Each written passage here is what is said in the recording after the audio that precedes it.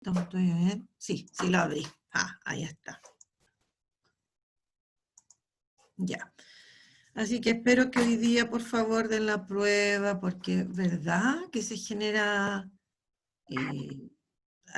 harta complicación? No es fácil esto. Ya. Ahí está la guía, las mismas preguntas.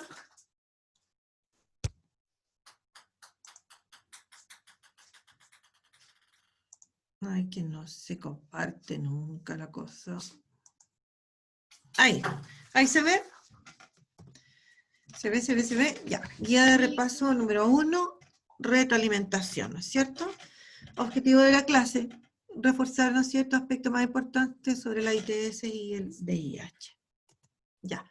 Comencemos entonces con la primera pregunta. Dice, ¿todas las enfermedades infecciosas se transmiten entre las personas? ¿Verdadero o falso? Falso. Ya. ¿Y la justificación cuál sería? Yo puse, no es necesario que sea persona a persona, puede ser animal o insectos. Ya.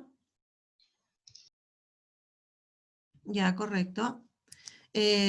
Bueno, también puede ser a través de objetos, pero aquí a lo que se refiere, recuerden específicamente que si yo padezco una enfermedad infecciosa X, llamémosla X esta enfermedad, yo no se la voy a transmitir a otras personas. A eso se refiere en realidad la pregunta. Ahora, sí podemos hablar de los objetos, por ejemplo, o de los animales, ¿ya? Y también una forma más clara también es poner, por ejemplo, tal enfermedad la persona la va a padecer, pero no se le va a transmitir. Así lo hacemos como más concretamente. ¿Ya? ¿Listo? Veamos una otra, dice. La transmisión vertical es la transmisión que se produce entre la madre y el hijo. ¿Verdadero o falso? Verdadero. Verdadero. Verdadero. ¿Y cuál era la instancia en que se podía producir la transmisión vertical? Durante el parto, la lactancia. Ya, parto, lactancia y... Falta una. ¿El embarazo, profe? Y el embarazo, a través de la placenta, ¿no es cierto? En el parto, a través del canal del parto, por ejemplo, si no me equivoco, en la gonorrea, los ojitos, se puede infectar el bebé cuando está naciendo. Y bueno, y la lactancia materna, que se puedan traspasar los agentes patógenos, ¿no es cierto?, de la madre al hijo por la leche. ¿Ya? Listo. Sigamos entonces. ¿Alguna pregunta? ¿No? Ya. Los principales reservorios de agentes patógenos son las personas. ¿Verdadero o falso? Verdadero. Verdadero, ¿cierto? Y hay una clara evidencia, por ejemplo, ahora con este famoso coronavirus, y bueno, y tantas enfermedades, ¿no es cierto? Los principales reservorios donde hay agentes patógenos que se están desarrollando, ¿no es cierto?, en las personas. Después, el agente patógeno causante del dengue es transmitido al individuo sano a través del mosquito Aedes, por lo cual hablamos de transmisión indirecta. ¿Verdadero o falso? Verdadero. Verdadero. ¿Cómo le llamamos aquí al mosquito Aedes? ¿Qué nombre recibe en general? ¿Cuál sería el nombre general que se da a situaciones como esta enfermedad? ¿Qué sería el mosquito?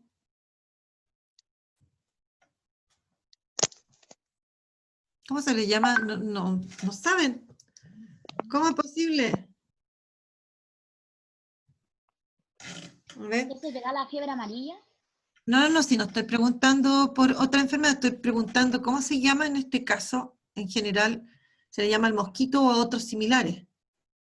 Cuando nos traspasan los agentes patógenos, ¿cómo se le llaman a los animales? El vector, chiquillos, un vector, estamos hablando de un vector. ¿Ya? Bueno, sigamos acá. La incubación es la fase de una enfermedad infecciosa en que aparecen los síntomas. ¿Verdadero o falso? Verdadero. Ya. ¿Cuáles eran las fases de una enfermedad infecciosa? Haz bolas de cera y ponlas en la caja. Cubre las partes que los... Niños, silencien su micrófono si es que no van a hablar, por favor, para que no nos enteremos de los programas de tele que ven. Ya. A ver, ¿cuáles eran las fases de la enfermedad infecciosa? La Alani Espinosa, por ejemplo, ¿cuáles eran las fases? Aparte de la incubación.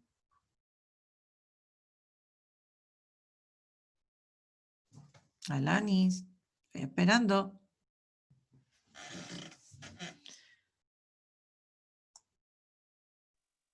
No sé. No sabe, por Dios. Tenemos la prueba hoy día. Benjamín Díaz, aparte de la incubación, ¿cuáles son los otros periodos? Perdón, las otras fases.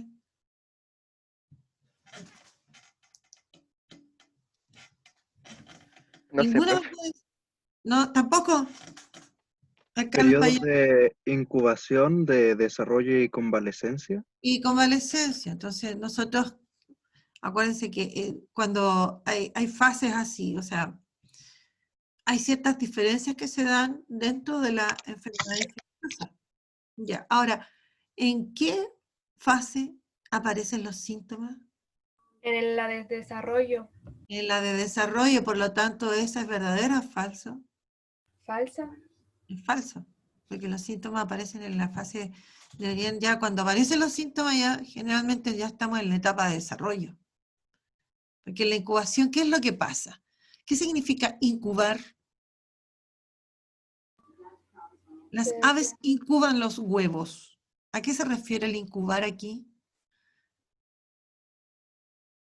Como que está creando así los síntomas, esas cosas. ¿Qué se está creando, perdón, que se escucha como lejos?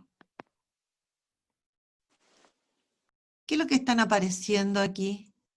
¿Qué se están multiplicando para que luego empiecen a causar daño? Los agentes patógenos, chiquillos. Sí, aquí hay cosas que tienen, o sea, la mayoría de las cosas tienen una cierta lógica. Entonces, para que yo pueda tener síntomas y en el fondo esté la enfermedad, es que los agentes patógenos, primero, claro, entran a mi organismo, pero tienen que estar en una cantidad suficiente como para que empiecen a deteriorar mis órganos y empiecen a aparecer los síntomas. Entonces, en el periodo de incubación, ¿qué es lo que pasa en la enfermedad infectocontagiosa? Los agentes patógenos empiezan a multiplicarse, empiezan a ir a los distintos órganos donde ellos se pueden desarrollar, donde ellos pueden multiplicarse, proliferar, y luego vienen, ¿no es cierto?, los síntomas de la enfermedad. Ya. Bueno, sigamos. Así que esa era falsa, porque los síntomas aparecen en la etapa de desarrollo, puedo decir eso, o bien puedo decir falso, porque en el periodo de incubación lo que va a ocurrir es que los agentes patógenos se van a multiplicar. Ya. Veamos entonces, la otra dice, todas las enfermedades infecciosas tienen tratamiento y cura. ¿Verdadero o falso? Falso. Ya, ¿y la justificación cuál sería si es que es falsa? Yo puse Porque no no todas, todas porque- tienen cura. Ya, pero ahí, si yo, el solo hecho de poner falso es que estoy diciendo que, por ejemplo, no todas tienen tratamiento y tienen cura. Por lo tanto, yo tengo que poner aquí algo que realmente fundamente. ¿Y cuál sería ese algo?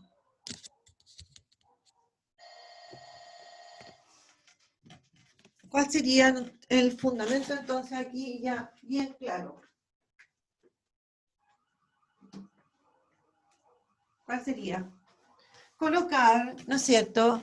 O referirse a aquellas enfermedades específicas que no tienen cura. Por ejemplo, ¿qué enfermedades no tienen cura? El VIH. Ya, el VIH, por ejemplo, ¿no es cierto? Ya. O muchas enfermedades que son virales. Las enfermedades virales en general no, incluso uno se queda, por ejemplo, con el virus y vuelven a aparecer y vuelven a aparecer. Estos famosos herpes, estos que aparecen en el labio, en la nariz, por ejemplo, uno se agarró al bicho y va a quedar para siempre. Entonces, a uno se ve afectado, por ejemplo, de repente un resfriado y bajaron un poquito las defensas y nos aparece el herpes en la nariz, en los labios, por ejemplo. Ya, oh, qué escandaloso.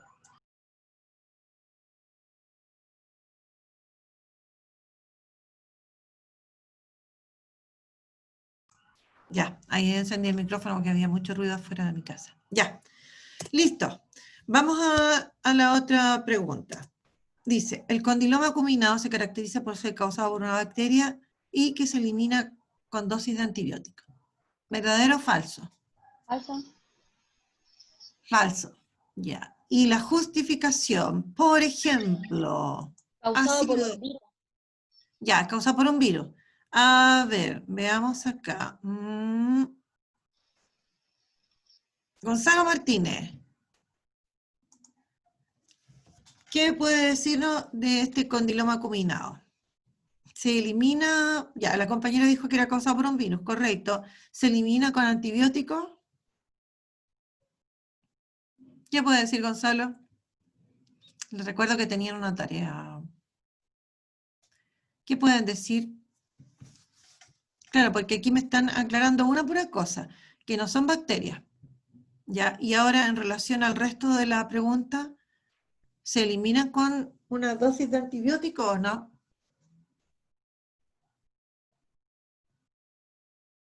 Escucho, espero. Esa pregunta es para todo al final, ya no solamente para Gonzalo.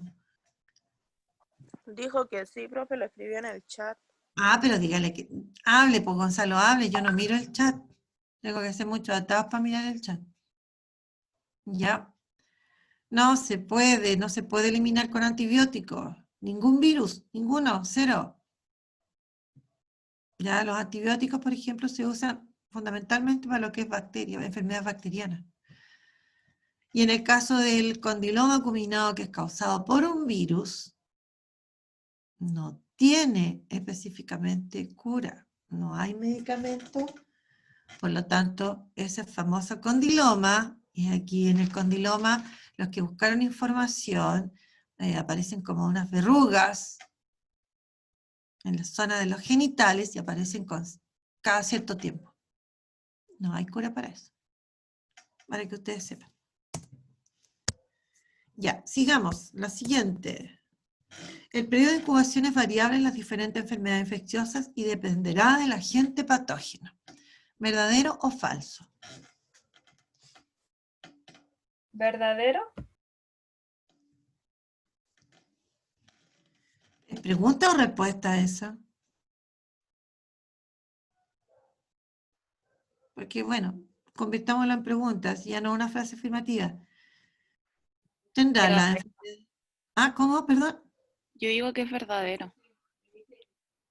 Sí, porque, a ver, por ejemplo, ¿de qué enfermedad hemos hablado? ¿Qué enfermedades conocen? En relación al coronavirus, ¿alguien sabe cuánto es el periodo de incubación? 8 días, creo. 8 días y hasta cuánto puede ser? 14. Hasta 14, más o menos 14 días puede llegar a durar el periodo de incubación.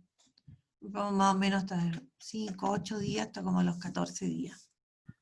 La O influenza sea, creo que son 7. ¿perdón? La influenza creo que son 7 días. Claro, entonces tiene periodo de incubación. Y en el caso del VIH, ¿se acuerdan? ¿Cuánto podía llegar a durar el periodo de incubación? ¡Oh! Las pillé. Ya. Entonces, años. El periodo de incubación en la enfermedad infecciosa, perdón, es variable y depende específicamente, ¿no es cierto?, del agente patógeno. ¿Ya? Ahora, el caso del VIH, acuérdense ustedes, miren, que el VIH pertenecía a un grupo de virus que se llamaba los lentivirus, y precisamente porque tienen un periodo de incubación que puede ser muy largo, durar años. Fíjense, fíjense, fíjense. Ya, listo. ¿Alguna pregunta en relación a lo que hemos dicho hasta ahora? ¿Dudas? ¿Dudas, dudas? Bueno, sigamos entonces.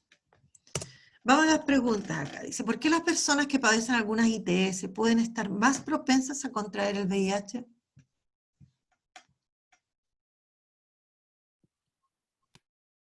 Porque sus defensas están bajas. ¿No es cierto? Entonces, si yo adquiero cualquier enfermedad, ¿no es cierto?, infecciosa, y si adquiero una ITS, más encima, yo ya tengo mi sistema inmunológico, ¿no es cierto?, un tanto ya afectado y deprimido.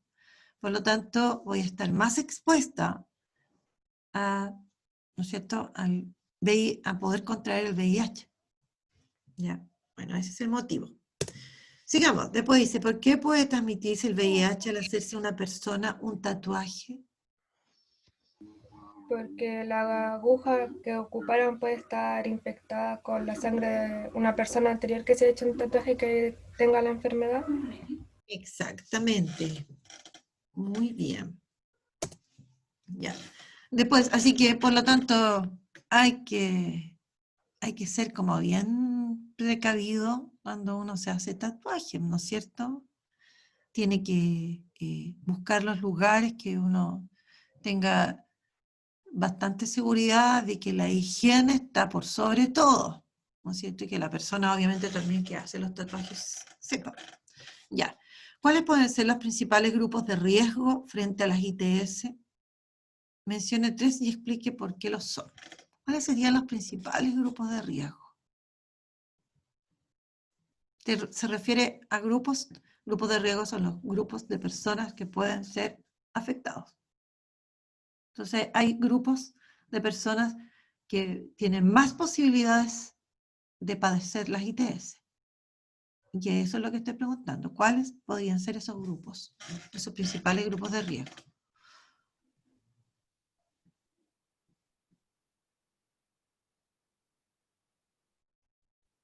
A ver, ¿qué me dicen? Profe, no estoy segura, pero pueden ser personas con vida sexual activa, ¿o no? A ver, pensemos en lo siguiente. Ya eso. Sí, pero, o sea, lo que pasa es que nosotros dijimos que cualquier persona ya teniendo relaciones sexuales puede tener, tiene posibilidades de contraer una ITS, ¿se acuerdan? Sí. Sí, ¿no es cierto? Porque son enfermedades principalmente cuya transmisión es a través de la relación sexual, del tipo que sea. Ya, por lo tanto, estamos todos expuestos. Pero dentro de todos esos grupos, obviamente, que tienen relaciones sexuales, o en general ya, ¿cuáles son los que más se exponen? ¿Cuáles son los más expuestos?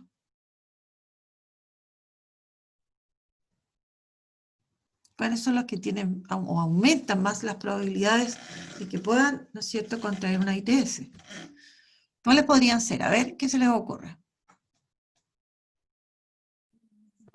Podría ser personas con depresión Personas con depresión. que tienen las defensas bajas. Yo diría que no. Profe, No. Dígame. ¿pueden ser las personas que practican el sexo oral o la penetración anal?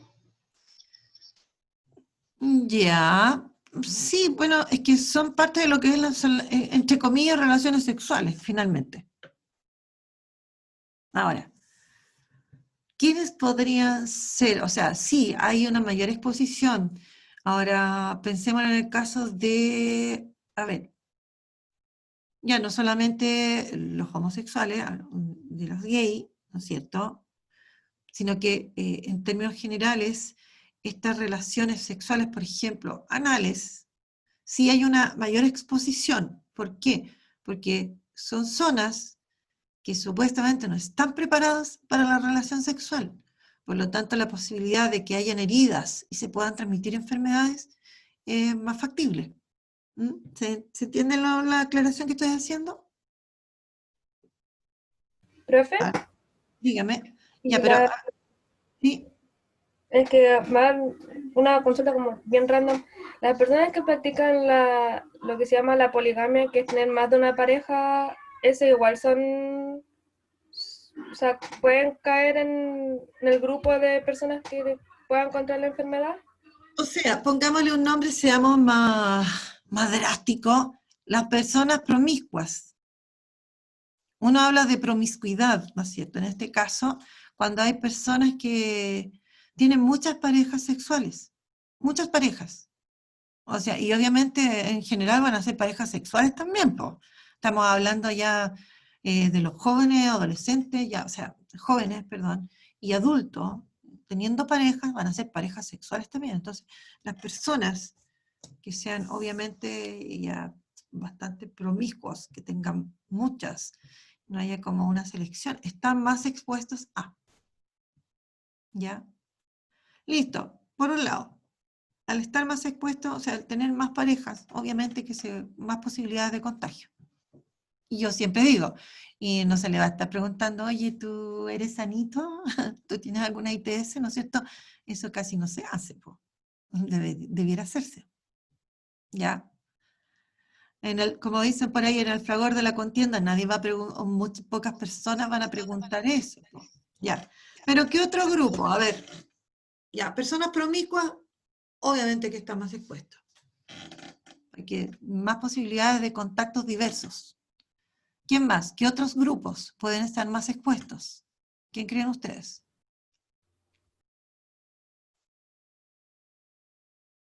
A ver. ¿Quién más puede tener variadas parejas sexuales?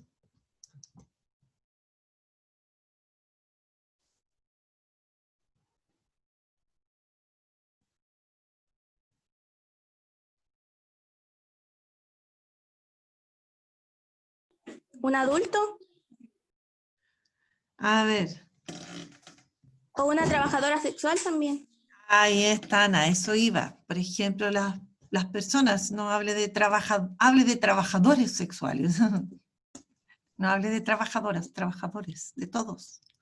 ¿Ya? Porque eso se extiende también a los hombres. Sí, también. Ese es uno de los primeros grupos de riesgo.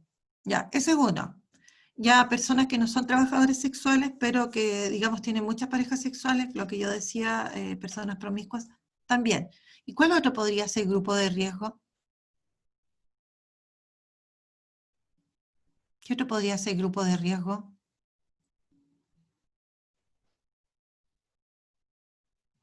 Las personas que se inyectan, o sea, droga, también son personas con riesgo. Por la aguja puede estar infectada. Ya, también. Ahora, una pregunta. En el caso de los adolescentes, ¿qué pasa con los adolescentes, los jóvenes? ¿Son un gran grupo de riesgo? ¿O no? A ver, debatamos. ¿Qué opinan? Yo digo que sí. ¿Por qué? Te dijo, por los adolescentes empiezan su vida sexual a temprana edad, entonces después cuando son adultos llegan a ser promiscuos porque tienen muchas parejas. O sea, tuvieron muchas parejas, ¿no? Ya. Pero, ¿qué es lo que agrava más la situación en el caso tal vez de los adolescentes, los jóvenes? ¿Qué puede agravar más la situación? Que no usan protección. Que no usan protección, que no tienen educación. Que no tengan una educación sexual. Porque a lo mejor yo puedo ser promiscuo, pero puedo tomar mis precauciones. Entonces, mientras más jóvenes son, es más difícil que vayan a preocuparse de todos estos factores que son de riesgo, ¿no es cierto? De que se están exponiendo, o sea, ya que por otro lado también está el famoso embarazo, entonces, mientras más jóvenes son, menos educación tienen en relación a todo esto, menos recursos tienen en términos generales, ¿ya? Entonces, están más expuestos. Entonces, personalmente creo que los jóvenes los adolescentes son un gran grupo de riesgo, por lo que yo acabo de decir, porque no tienen la educación suficiente, ni la conciencia, ni el criterio como para entender que comenzar con la vida sexual, ¿no es cierto?, implica una responsabilidad. Entonces, yo comienzo mi vida sexual siendo adolescente y ya tengo al tiro posibilidad de contraer alguna enfermedad de transmisión sexual. Y si no estoy educado, esa posibilidad, ese riesgo aumenta. O sea, véanlo así. Y mientras más chicos, más posibilidad de tener pareja sexual, aunque no sean promiscuos. Empiezan a tener relaciones sexuales a los 14 años. A los 20 habrán tenido una pura pareja sexual, poco difícil. Ya, pero además está lo otro, el protegerse, el cuidarse. Mientras más chicos es menos probable que se asuman esas precauciones. ¿Ya? ¿Alguna duda o estoy equivocada? ¿Qué me dicen? ¿Qué creen? ¿No? ¿Estoy equivocada? ¡Cuánto silencio! Ya. Bueno, sigamos entonces. Se menciona 3 motivos por los cuales la candidiasis puede ser una enfermedad de cuidado.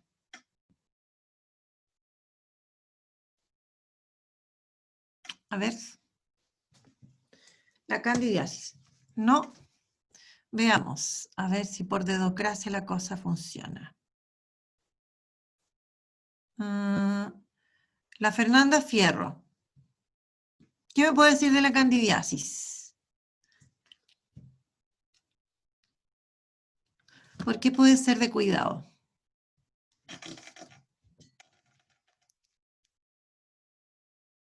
Niños.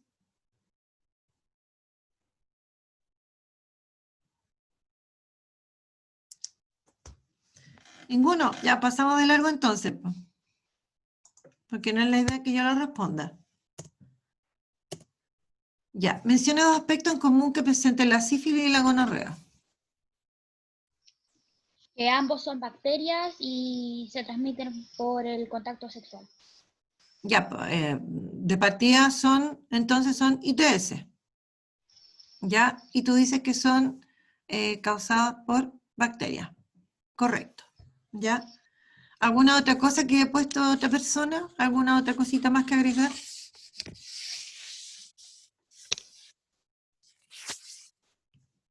¿No? Sigamos. ¿Qué pasó aquí? A ver. Ahí está. Ya. Vamos a la siguiente. ¿Cuál es la importancia de las ITS?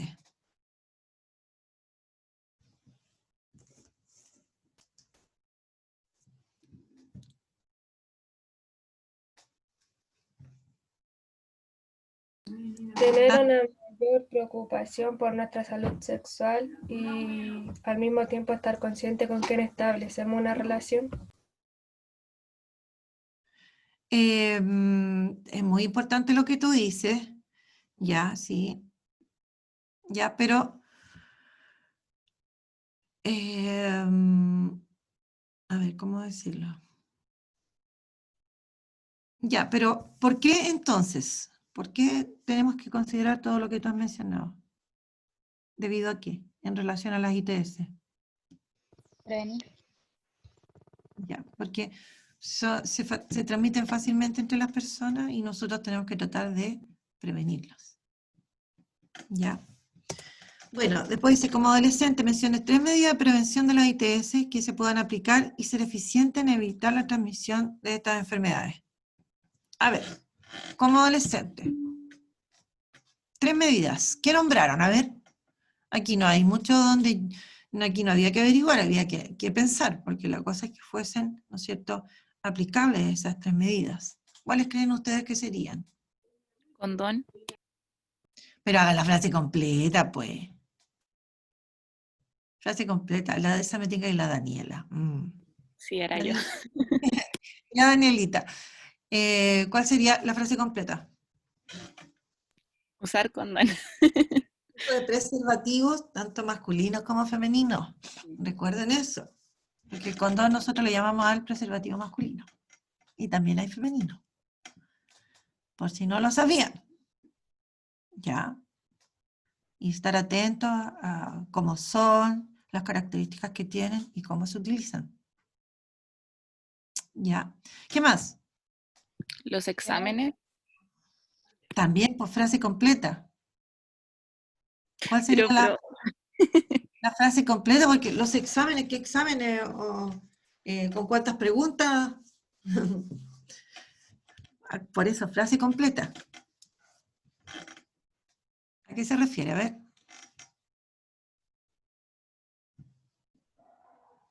Ya, pues, díganlo nomás. Abstinencia. Medida abstinencia. Ya. Ya puede ser. ¿Qué más? Tener buena comunicación con tu pareja.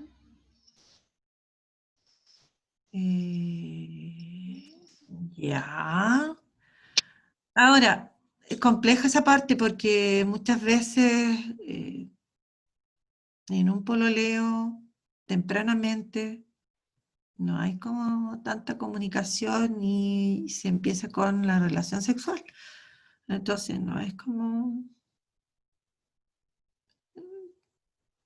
probable como de aplicar en todos. Ya, ¿qué otra cosa podría ser? ¿Qué otra medida? ¿Qué es lo que en realidad es fundamental si pensamos como adolescentes y jóvenes? ¿Qué es lo fundamental que tenga que pasar aquí para prevenir la ITS? ¿Qué estamos Estar haciendo informado ahora? sobre lo que son. Información, Educarse. educación, más que información, educación, educación. Y el que hayan puesto estos temas, ¿no es cierto?, en las unidades es bueno, porque de hecho antiguamente existían, hace muchos años atrás, en otros programas, en primeros medios uno veía enfermedades infecciosas, en primeros medios. Y dentro de la enfermedad infecciosa en ese tiempo se hablaba de ETS, enfermedad de transmisión sexual, ahora cambiaron una letra, que es la misma al final. Ya, infecciones de transmisión sexual. Entonces, la educación es fundamental la educación. Porque por eso les decía yo, si usted no tiene uno por qué saber todo o mucho de algo, ¿ya? Entonces es fundamental que haya educación en relación a esto. Es fundamental que ustedes se eduquen. Ahora, ustedes, a diferencia de la época en que yo era adolescente, porque lo fui, no nací vieja, ¿ya? Ustedes tienen muchos más recursos comunicacionales como para aprender y también educarse. Y también son temas que están más abiertos a tratarse.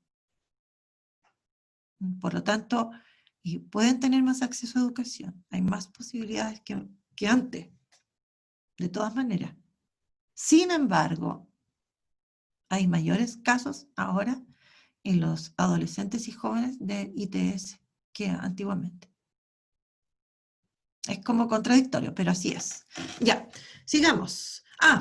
Y lo que yo iba a decir, retardar, retrasar lo más que se pueda, ¿qué cosa? Como medida preventiva. El inicio de la vida sexual. El inicio de la vida sexual. No se trata que se guarden para semilla, que esperen a los 30 años cuando se casen. No se trata de eso. Pero sí se trata de tener más educación, se trata de tener más conciencia de en lo que uno se está metiendo, ¿no es cierto? De que tener vida sexual es complejo y que, ¿no es cierto?, hay que tomar las precauciones. Si yo comienzo vida sexual, debo tener claro que debo ir obligadamente, ¿no es cierto?, al doctor y tomar mis precauciones. ¿No es cierto? Entonces, una medida importante es tratar de evitar, o sea, tratar de retrasar, ¿no es cierto?, el inicio de la vida sexual hasta que la persona esté preparada. Porque uno va a estar más preparado, uno antes y otros después. Pero no sé si ustedes creen que una persona, un niño, una niña, a los 14 años, ¿está preparado para tener una vida sexual responsable? ¿Qué creen? Se los dejo para que lo piensen. Ya. Y la última, averiguo cuál es la relación del SIDA y el sarcoma de Kaposi. ¿Alguien me lo puede decir? Aquí me fui al extremo. El SIDA y el sarcoma de Kaposi. A ver, ¿qué es lo que es el sarcoma de Kaposi?